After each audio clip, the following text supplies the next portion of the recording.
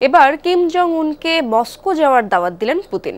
Kim সে দাওয়াত গ্রহণ করেছেন কিনা সে বিষয়ে সিদ্ধান্ত এখনো চূড়ান্ত হয়নি, তবে আগেই আলোচনা শুরু হয়েছে কিভাবে মস্কো যাবেন কিম। এবারও কি নিজের বিশেষ ট্রেনেই পাড়ি দেবেন দীর্ঘপথ, নাকি পারিবারিক প্রথা ভেঙে চড়বেন উড়োজাহাজে?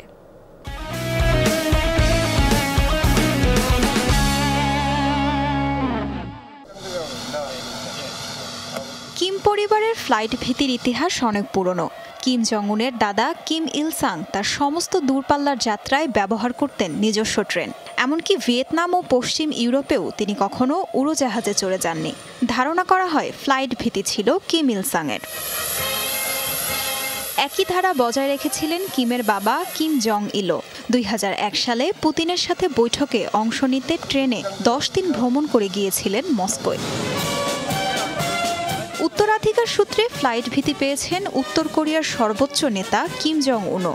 তিনি ব্যক্তিগত সবুজ রঙের সাজোয়া ট্রেনে চেপে যান দূরপাল্লার সব যাত্রায়। বিশেষ এই ট্রেনটির নাম তেইয়াঙ্গো, কোরিয়ান ভাষায় যার অর্থ সূর্য। বুলেট প্রুফ বিশেষ এই ট্রেনটিতে রয়েছে কড়া নিরাপত্তা ব্যবস্থা। এর আগে 2019 সালে রাশিয়ার প্রেসিডেন্ট ভ্লাদিমির পুতিনের সঙ্গে সাক্ষাৎ করতে ট্রেনে চড়ে রাশিয়ার বন্দরনগরী ভ্লাদিভস্টকে গিয়েছিলেন কিম। সে সময় 1180 কিলোমিটার দীর্ঘ পথ ট্রেনে চেপে পাড়ি দিয়েছিলেন তিনি। লেগেছিল 20 ঘন্টারও বেশি সময়। তবে বাবার চেয়ে কিমের প্লেন ভীতি অনেকটাই কম। 2018 সালে সাবেক মার্কিন প্রেসিডেন্ট ট্রাম্পের সাথে দেখা করতে সিঙ্গাপুর গিয়েছিলেন প্লেনে চেপেই। এমনকি তার নিজস্ব বিমানও রয়েছে। গণমাধ্যমে প্রতিবেদনে বলা হয় কিম এর আগেও উত্তর কোরিয়ার অভ্যন্তরে ভ্রমণের জন্য তার ব্যক্তিগত জেট বিমান ব্যবহার করেছেন।